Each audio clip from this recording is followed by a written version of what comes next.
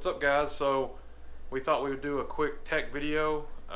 The one question I get all the time about these cars, whether it be the cars or the trucks or anything that had to do with NASCAR, is how the oil system works in them, and you know what it does and the parts and components to it. So I figured I would show you real quick on our car how it works, where everything's located, and it'll be a lot easier on this car than it will be that one behind you, because this one's complete and ready to go. So we'll go back here. Before I take the window out, you look in there, you can see there's an oil tank with a black lid on it, and there's a gauge on the side there. That's the housing that the oil tank actually sits in. It's exposed on the bottom to the ground, so if you were to crawl into the car, you could actually see the bottom of the oil tank and up into that housing. So we'll pop the window out. There's just these quick Zeus fasteners in the window here.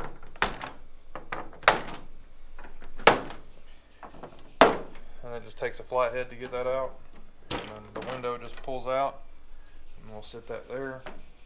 Try not to scratch anything. You can get a better view of the oil tank in there. Like I said, it's got a lid here and then a temp gauge here. So the temp gauge, and I'll show you all more once we get the lid off, there's actually heater probes that are in the oil tank. So all of your oil, or majority of it, is back here in this tank when the engine isn't running.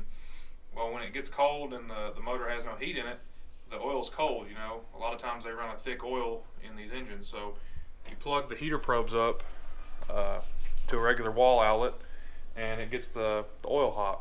These older cars usually just plug straight in, and you've got to keep an eye on them. The newer stuff, they have probes in them that you can actually plug into a box, and it controls the temperature and regulates it up and down. So you can just literally plug it up, and then you have a box that it hooks to, and that regulates the temperature, so you can walk away from it and not have to worry about it. These older ones, if you plug them up and leave them plugged up, they just keep getting hotter, and you know, you could end up boiling or burning the oil that's inside the tank. So you've got to keep an eye on that. But I'll pull the oil tank cover off here, and it's just got 3 Zeus fasteners with thumb screws on it. We'll pull this lid off. We'll fish it out here. So the lid, it's dirty, but that's what the lid looks like, and it's just open on the inside there.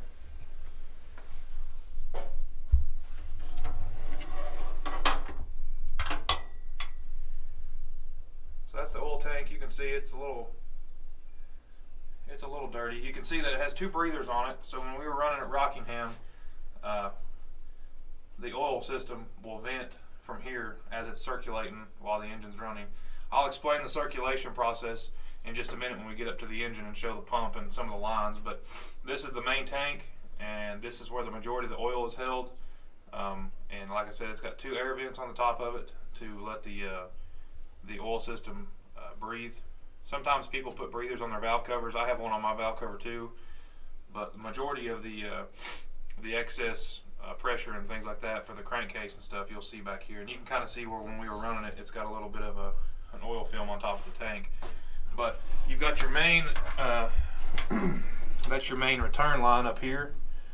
And then there's a large line that comes off the bottom of the tank as well, similar in size. That's the feed line at the bottom of the tank. So it's all gravity fed. Everything comes in from the top, and everything goes down through the bottom and then into the motor. So that line has a filter housing underneath it.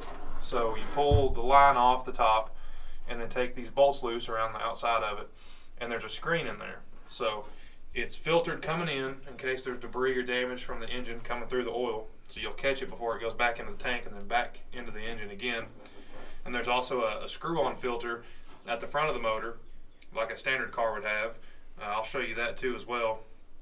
And then every line that comes off the oil tank, inside the line is another screen filter. So the oil that it pulls from the tank to the pump, from the pump back to the, when it pulls it from the oil pan to the pump, and then from the pump back to here, it's being filtered 4 or 5 times just to keep little debris or any kind of nasty stuff coming from the engine back into the tank. So it's trying to keep it as clean as possible.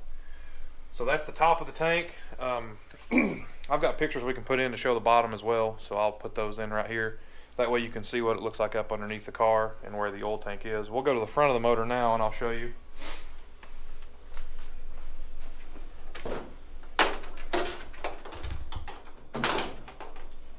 So when you get to the front, this is your return line here coming off the pump. It's normally the largest line that will be on the oil system itself, at least in all the engines that I've dealt with. This is a Ford engine. This is a Roush Yates C3 engine, so your oil pump will be over here to the left. Chevrolets and Pontiacs and I think Dodges all have their oil pumps over here, so I've always found that it's easier to get to them over here. But this is a let me count before I tell you wrong here. This, I believe it's a 4-stage oil pump. So there's 4 lines that come off the oil pump and go to the oil pan, and that's actually siphoning from the oil pan into the pump, and then from the pump, like I said, back to the tank. And then there's a feed line that comes in at the back of the pump, and as you're turning that pump while the engine's running, it's pulling the oil from the tank into the pump, and then from the pump down here to the oil cooler, which you can see this setup has an oil cooler that rides underneath the radiator. It's a separate piece. It's not built into the radiator, but it comes in here into the oil cooler, over here, out of the cooler, into the threaded screw-on oil filter like I was talking about. Goes in, comes out, and then goes into the engine down here at the side.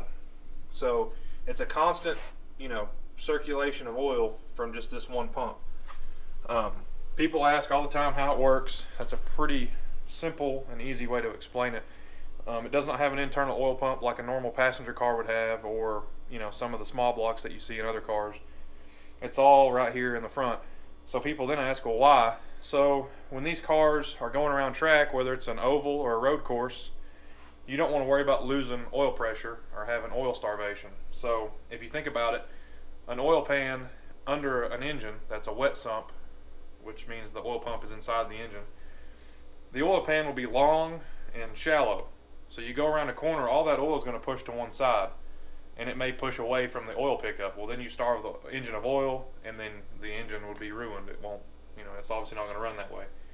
With a dry sump system, you have a tank that is full of oil. Well, you got to think now the column of oil is in a tank that's tall vertically and also pretty large in diameter around.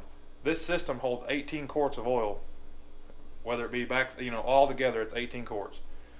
So for one, you have more capacity, which is better for lubrication. It won't break down as fast because there's more of it. And also when you go around corners, whether it's on a road course or an oval track, you don't lose that oil pressure because now you have a constant feed of oil from that tank, from that column of oil in the tank, because it's vertically fed, comes in from the pump and into the engine. So you no longer have to worry about losing oil pressure or oil starvation. People think, well, they're more of a headache to deal with. They're not easy to handle. That's not true at all. The hardest part about it, and it's really not that hard, you just have to get used to it, is one, you have to prime the oil before you fire the engine when it's cold, and you have to preheat it. Well, anyone can plug in a heater, so that's simple enough.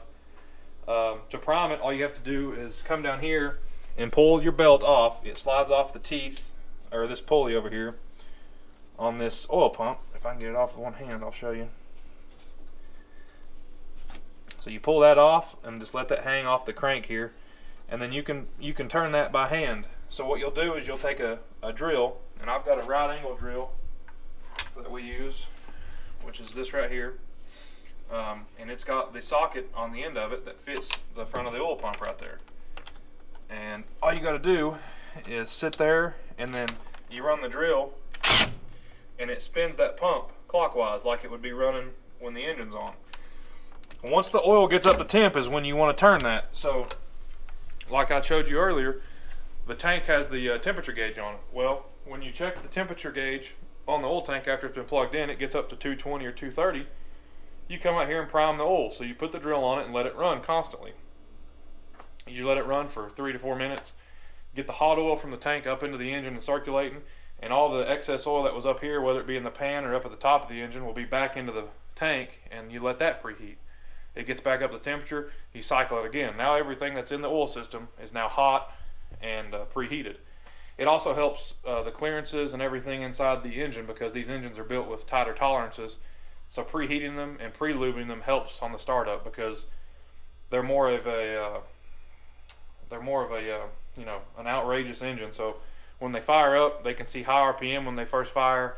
You don't want to fire one dry. You know, a lot of people might just crank it and then fire it. That's better than just hitting the ignition and firing it, but still, it's a good peace of mind to just go ahead and preheat and prime it, because it's so easy to do. It's not that hard. Maintenance on the oil systems are easy. To drain the oil isn't hard. There's a plug in the tank that you drain just like it would be on a normal passenger car. And then to get the oil out of the pan, you just pull the AN lines off the bottom and drain those there. And then you can also inspect the little screens that are inside each AN line. This engine has a road course pan on it, so it's got I think 3 lines on one side and 2 on the other. If you look here, I can show you. You'll see 2 lines crossing over here. Let me pull that belt off. You'll see 2 lines crossing over here from the bottom of the oil pump to the other side of the engine. Well, that's going to the this side of the oil pan here, so it'll have an equal pickup whether it sloshes to one side or the other. If you're using, like if you have a vehicle or an old race car that has a dry sump system similar to this, and all of your oil pickups are on this side of the engine, then you have an oval style setup, because think about it, when they're turning left, all the oil is going to slosh to the opposite side. The centrifugal force is going to push it to the other side of the pan, so that's where your pickups are. All the oil will go to those pickups and it'll be fine. On a road course, obviously they go left and right, so you're going to want to have pickups on both sides, whether it's just 1, 2, or even 3. This is a good pan setup. It's got a unique design, the way the pan is actually built. Normally they're very boxy and squared off. This one's kind of cut differently. I don't know what the deal was with it, who was trying to use it, or maybe for what, but it's definitely unique. Works good. And I've, you know, out of the 4 or 5 that I've owned, I haven't had any of them lose oil pressure or have any kind of oiling issue. It's just something you got to get used to. So I hope this video will help people understand how they work and how simple they are, and maybe will keep people from being so scared of them. Because I have so many people message me about restoring a car or putting one together, and they're like, well, I'm not going to put a dry sump system in it because I don't want to deal with it. Well, it's not hard, and it's a lot better of a system. It works better, it's more reliable, it'll save the engine, it'll make the engine live longer, and it's just an all-around better system, and it's correct for the car. So hopefully this video will help you understand, you know, the system and how it works, and we'll go through some other things on the car at a later point too, and discuss how things work, because there's, you know, little odd and ends things that are on these that aren't on passenger cars. Alright guys, hopefully you enjoyed that video explaining the dry sump oil system on one of our cars. I want to ease the minds of people so they're not so scared of these things, and at least help them understand a little bit more. I'm constantly learning too, so I don't know every little detail about them, but I've dealt with enough of them to know that they're not as bad as people make them out to think they are. So hopefully you enjoyed that video, the tech on the dry sump oil system. Please like and subscribe to our channel, and I appreciate y'all watching.